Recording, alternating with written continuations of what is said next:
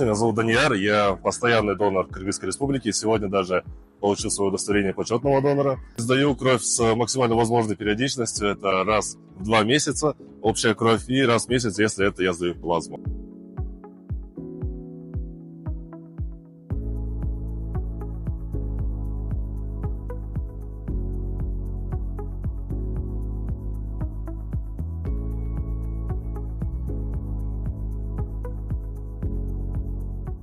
В целом я пришел в донорство еще в 19 лет. Это было на новогодних каникулах, когда мы с другом думали, как мы можем помочь людям, нашему обществу, нашим кыргызстанцам.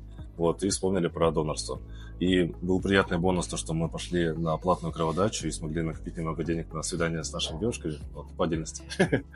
Вот, и я призываю вас сдавать кровь. Это очень легко, это очень просто. Прийти, 20 минут провести в прекрасном республиканском центре крови Кыргызской Республики и помочь нашему обществу.